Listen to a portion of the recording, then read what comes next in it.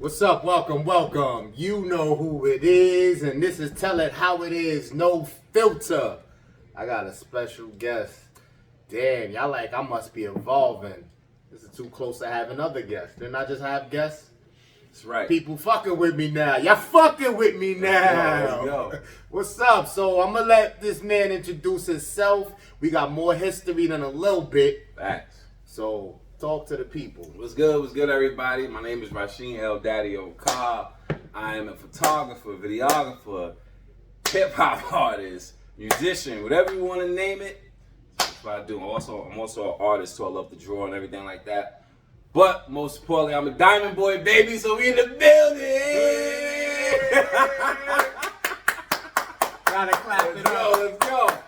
So, this is my man right here. I prepped him for this. He kind of knows what's going to go down. Mm-hmm. But what he didn't know is probably going to be the most authentic. So, I'm going to set him off with a sleeper. So, he's not going to know. He did not know prior to this. The rest of the segment, he does. I got to hit him with the sleeper. Speaking that Diamond Boy shit, real quick, talk to them about what vision you had and how close to reality did it actually come? How close did we get based on the vision you had for us? Damn. That real quick. I caught him off guard real quick. Word. I feel like we got real close. Like right there. And I tell this story often to people. People ask, they be like, damn, how you know so many people? How you get involved with so much shit? I felt like we was right there. And what caused us to stop, I believe, was the bread. Because we was winging it. We was winging it. And when you're able to, we was traveling, we were on tour, we was doing shows all around New York City, New Jersey, and we start to get that recognition a little bit from people. And even on the road in South and Midwest, we start to get a little recognition. And then it just fell from the bottom. It just stopped.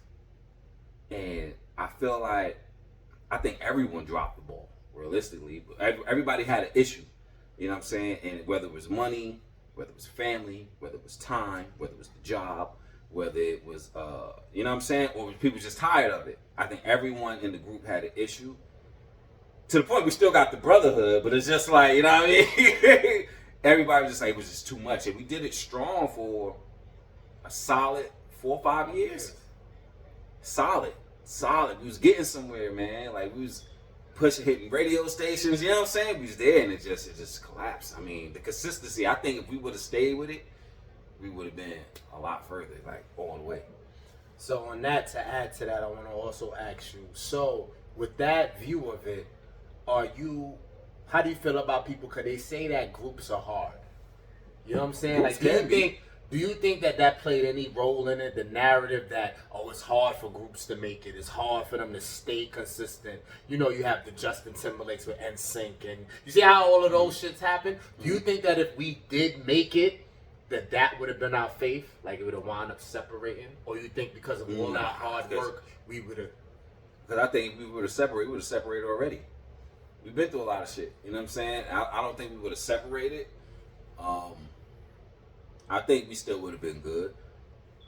It would have stayed group. Yeah, it would stay group, or stay, like, let's say... We got individual private. Right. You go on doing your thing, but supportive. Yeah. Because at the day, I don't rap like that no more, but I still support. You know what I'm saying? You still putting out shit. I still share it. I still tell people about it. I still listen to it. So I still rock your music every day. Bump your shit on the way up here. Like, for real. Like, so I still support regardless. Like, I don't think it would have been any separation on that level, because, hey, I'm still claiming it, like, at the end of the day, because that's what it is. And then last on this thing, before we get into our real shit, not saying this is not real shit. So now, if as a solo artist before the group, do you ever feel like if we never formed the group, your solo career would have took you further than deciding to join a group? Do you think if you stayed solo and we never, you know what I mean? Like, we never met and you put all that energy you was putting into the group was just on yourself? The crazy part at the time when we met, that's when I started taking it really serious. So I think it would have still did good, but it needed that time with the Diamond Boys to put the battery in the back. Cause I'm gonna keep it a band. Being in the booth with you helped me keep on my toes. So now I'm like, damn, this nigga nice. You got that Brooklyn shit going, right? Like, we just said, so I'm just like, fuck. Yeah. All right, I gotta make sure every time I come in the booth now, I'm fired because I can't come lacking. Then you got Easy, you know what I'm saying? So I'm like, damn, like I got 2 dudes that I gotta worry about. Right. That's dope, and I gotta figure out a way to be like, all right, I gotta make sure I hold myself accountable to be. So it was good fuel. It was good fuel, battery in the back for sure. That was a dope time, bro. Yeah. Dope Get time. those memories back. Man, listen, dope time. I'm glad I recorded a lot of it.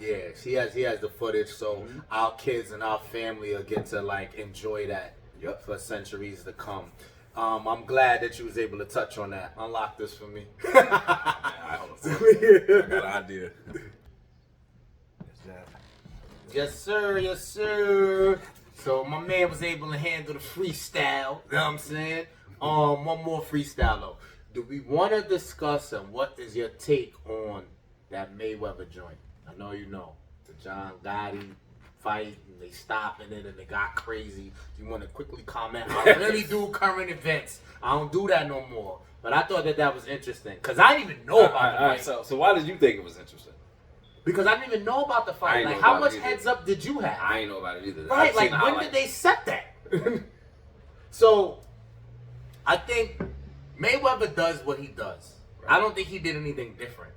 I think that just his boasting and his, like how his character just irritated this guy. Because that's what he does. Since he's been doing these exhibition shits, he been playing with niggas, got his guard down. Like, you can't catch me. Word. I think you just irritated the wrong soul. Mm-hmm. And then it's not even a John Gotti thing. I think anybody in boxing or anything that you do, if you do something and you take it serious and you want to be taken serious, something like that would irritate you. Yeah. Low key, I felt like first I thought they did that for ratings. Could be. Right? That's big. That could be that. First I thought they did it for ratings, and then I was like, once I looked back at the video again, I seen a few real punches get thrown in there, and I was like, I get it.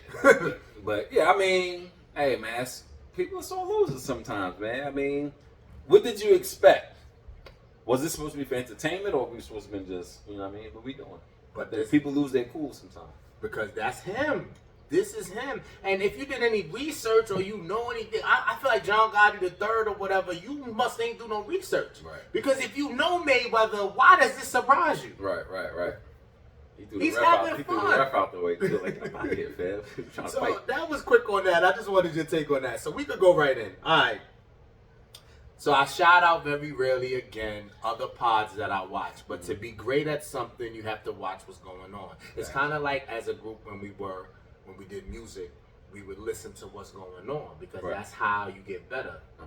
I watch some of the battle rappers, and that's what they say they do. Of course. They watch other battle rappers. So I shout out Rich and Unemployed. You can check him out. So he has the last segment he said date means dick at the end. So let's talk about the man's perspective when we go out on a date with a female. Honestly, let's not sugarcoat it. Let's not water it down. Let them know. If you're in position, you hook up with a lady, whether it was on an app, face-to-face, work, however you obtain to organize this date. Let's tell them and keep it a stack on what this date, what we expect, and how it should go. Should! Alright, pending on how you see the lady. Because now you're out there, you're talking, you're chatting with her. You may change up how you originally was based on the interaction with her. But initially, go. I think most men, at the end of a date, they're looking for a little something. You know what I mean? For the most part. Not all men. Don't sugarcoat it out. A little something. A whole lot something. I've been on dates where, you know, I mean, I just appreciate the company. You know what I'm saying? It's good conversation and that's it. Now, is it something in the back of my mind still? Over like, is this going anywhere else but this? I mean, of course, I think as men, you think that automatically, like, you know, hopefully it can go somewhere. I ain't mad at it if it do, but if it don't, it don't. You know what I mean? I'm the type that appreciate a good conversation. and good company. was You know what I'm saying? If you got a good meal, good conversation, good company, I think that builds it up later for something, for the sex to be explosive. My opinion. You know what I mean? This I can talk about my experience. Now, have you had them dates where, you know what I mean? The date you go clap something, you go clap something. That's what I'm saying. Yeah, but this is what I'm saying. Like, I want you to separate. You can say your perspective, and you did, and then do the majority. What are most men? And then if I take an age group of 20 to 30, keep it real. What they think? Of course, when you're young, I believe most men are thinking about the reward at the end of a date. You know I fed you, let me burn them calories out. out. Let burn some calories out. Let's get some exercise going. You feel me? Extra activities. Right. I feel like most men would like to do something at the end of the day. I think that's like the icing on the cake, right? Are we wrong in that sense? Because a lot of women are sensitive, especially feminists, where they're like, why does it got to be all of that? So biologically, are we wrong? Like, we still could be a gentleman. It still could be a time. Mm-hmm. We still can have a blast, and it don't go down. Mm-hmm. But are we wrong to think that that should happen? I don't think we're wrong. I think we're human at the end of the day. Like, let's experience something together. That's it. I think if you're human, you can't judge people for an experience. Like, I just felt like if we're both grown, at the end of the day, we looking for an experience together. Let's go and experience whatever we're gonna do. Hopefully it's good. And if it ain't, hey, we tried it and move on. Like, I ain't mad at you, just move on. That's how I feel. Because I think, like, to even get to the date perspective, whatever we had to do to organize it, talk, initiate contact, and get it going, we were attracted. You know what I'm saying? Yeah. That's what got you. Like, let's keep it real with these women. Mm-hmm. That's what got you to date. We were attracted. Yeah, so how are we wrong to want these relations? I know you might say, okay, we're not wrong to pump your brakes in the wanting it right away. But you only got the date. Can we tell them that? Tell them that. You only got the date because we was attracted to you. But look, it works vice versa. Because I feel like for a woman to agree to go on a date with you, I believe she already agreed. Too. She agreed 50%. She already agreed 50% halfway. She's considering maybe even relationship or considering laying down with you. She's there. When she say yes, you're halfway there. Ready to, yeah. Now, it's your job if you fuck it up or not. Yeah. You know what I'm saying? You can talk yourself out of it, or you can talk yourself into it. I've been times when the girl talked herself out of some shit, and I'd be like, I gotta go. Facts. Like, I think, but you can't say that. I think I know. I think I remember. We're not going to expose specific people today. I get out of here as soon as if it feels weird or stupid to me, we ain't going nowhere. I'm not going to waste my time. Right. But if it's entertaining, then it's like, hey, this might be something.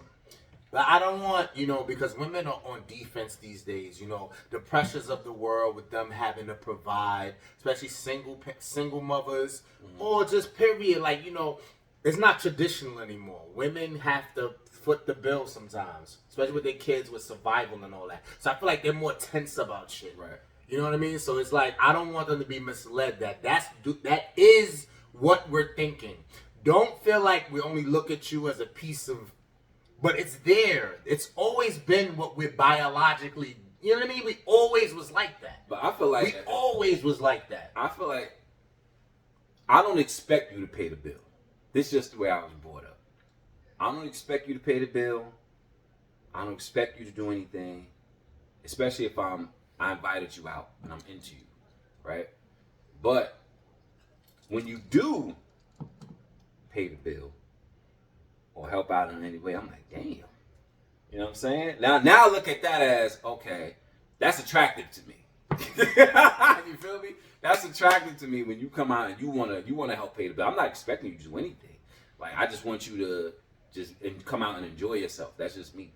But when you do be like, hey baby, I got this tonight, or I could take care of this bill for you, then I'm like, oh, that's dope. I like that shit. That's dope. I like that. You see, when y'all connect on an intellectual level and beyond like physical, then these things can happen, and it's more valuable. Right. But I just wanted women to not get it twisted that initially, we're talking about from the gate before we get to know this individual, before we know anything about her. Let's not sugarcoat that. With a woman, until we know and we talk to you and really have good conversation, that the thing that set it off was the attraction. Oh, yeah. So that's exactly why when we go on this date, that may be on the mind off the rip. Like the same thing he said, how we could talk ourselves out of it. You can talk yourselves into being more valuable where it's not just that. All right, let me ask you a question first, though. Let me ask you a question. Challenge me. He's good at this pod, Dan. What makes up your mind and be like, hey, I want to take that girl on a date right there? What's the initial thing you see that you're like, yeah, I definitely need to take her on a date? What's the first thing? If I analyze and I go past just physical, I'm going to watch for a second. That means this is somebody I see more than once. Like, if I can maybe see the them, first time. Maybe you just seen, let's say you see off rip? Off rip. What's the first thing that be like, damn, I want to take this girl on a date? What's the thing that hits you that be like, is it the face, is it the body, is it the shoes? Is it the way she talk? Is it the smell? Like, what is it? What sets you off to be like, yeah, I got to take shorty out? Yo, I mean, a knockout 1-2 punch would be, if I'm close enough, is definitely the body and the smell. Smell is important. Yeah. Smell is important. Yeah. What part of the body? Everything between the neck and the ankles. Let's just keep it a stack. Okay. You know what I mean? But that's instantaneous. And women, this is why I don't want to mislead them, because they know that this is what, like, they're when you got like a good hand. Let's say we playing spades and you got the big joker. Right. They know that's their big joker. Yeah. Their beauty, how they keep themselves, how they shape. They know that, and their youth. I just said that in the last segment. Right. Youth, I need you to chime in on that, not to jump away. What is going on with these young girls between, let's say, 20 and 25, which youth is beautiful, but they feel like that's it. So even when they out of shape, they don't take care of themselves, they don't have good goals, they think just youth alone, they gonna get the win. I mean, I think that's Let's just school them that it take more than that. Of course, but I think that's just the mind state, though, of where we at right now. And the reason why I say that is because everything you see online was glorified.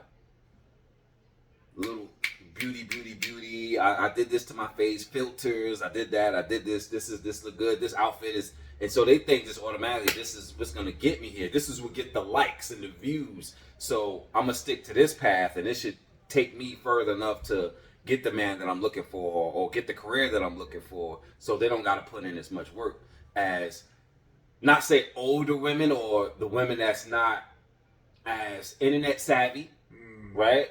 They have to go out. They used to meeting people, going out and looking for outfits, looking for certain things, or they go to events and they see what grabs the attention. You know what I'm saying? So Definitely. It's a difference. So I think it's more quality driven with the people that's out in the mix, that speaks to people, that's out touching and looking at people, and in the mix of seeing stuff compared to the younger generation that's online. Now, there's nothing wrong with doing it online, because you meet some great people. I met beautiful people online. I met some great personalities online. I made some great experience online. So I don't take nothing away from it. But it's just two different things, in my opinion. You know, you go either way. That's dope. Either way dope. work. That's dope. So on a final note on this one subject here with the date means dick at the end, how much are we agreeing with that statement versus saying 85%. no 50-50, so it's 85%. Shout out Richard Unemployed. 85%, that's how we feel. 85. I'm sticking to 85. That's how we feel. You know what I'm saying? It's a 15% chance that we just like the conversation. But 85 though, like, while y'all talking, a lot of that 85 is like, what are we doing when we get out of here? So I'm sorry, women, to burst your bubble. You're never gonna get a guy, most likely, that on a first date that you offer that and he goes, nah, it's the first date. But look, ladies, leave a comment though, because what's your percentage of does date mean dick at the end? Because I know some women are expecting it, right? So what's your percentage of date means dick at the end? We want to know. Drop a comment. What is your definition of date dick at the end? That's dope. That's dope. Real quick. I was going to move on. Real quick. I got one where, and I'm going to be honest. Fuck it. Let's take the fucking gloves off. I even shouldn't have been doing what I was doing at the time. But because I didn't really expect much out of it. like Syfe said, I like the companionship, the talk, the conversation. I just wanted to be around good energy. Feel me? So the date I was on, I think when I ended the night, I could feel her body language saying, "Is that it?" Because, you know, she had dropped me back to prison, where I was in that situation back then. And the hug, she hugged me, the embrace was as if, this is it? And I ain't supposed to be even doing this, and I enjoy just, you know what I mean? I enjoy just the positive energy. Right. That I might have dropped the ball, which is why I said, like he said, leave the comments, because women, how you feel. Yeah. And that changed that whole situation. Because after that, I didn't really interact with her more. So she probably went and talked crazy. Like, y'all went on a date, had a great time. Yeah. This guy hugged me and said goodnight. Yeah, I've been in a few situations like that. Sorry, if you know who it is, if you recognize me, I apologize. I wanted to give you all of the sausage. Feel me? It just wasn't the time. My bad. This is a minute. Like this is a while. It be like that. But leave a comment, ladies, on what you expect out of a first date and how does that statement affect you. Dick at the end. What's your percentage of expecting it to go all the way at the end of the date? Right. Drop a comment. What's your percentage, man? Right. Are we wrong thinking 85%? Is that fair? Is it not fair? It don't matter. That's what it is. Fellas too. Like, what do y'all think? Do y'all think 85% is good? Is that reasonable? Because I think 85% after a date, I think 85% chance I want to go and do something. Right? No? Right. Especially if everything vibed the way it was supposed to. The vibes is right. Everything went the right way. In fact. Good. That's good content. We're moving on. We're going a little left. Okay. So now listen. The worst feeling for men is being in a relationship, creeping, and getting rejected. How does that feel when you know you're in a situation, because a lot of guys do this. I'm not trying to put nobody out there specifically. Guys, when you know you got somebody at home or you're in something that's spoken for, and you do you, let's say you do you can't get rejected, bro. You look crazy. You look crazy. Because you ain't supposed to be doing it, and then you're not cashing in on the, it's like attempted murder. Alright, so repeat that again. I just want to make sure I'm hearing it right. The worst feeling for men is being in a relationship and they creeping and getting rejected. Like, if you do take that chance, like, damn, I got somebody, but that one's bad right there. Let me holler.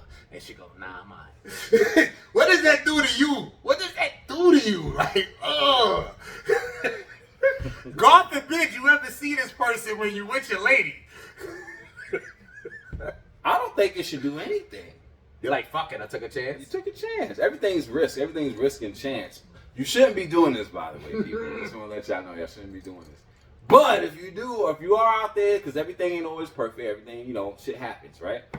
But if you are doing this, I would say, you know what I mean? It's a risk. You do what you got to do.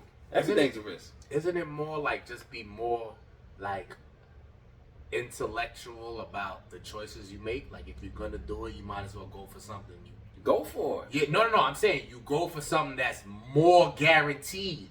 Like, you read their vibes, you don't just go off of your actions. Like, if a chick is basically throwing it at you and you want to go there, fine.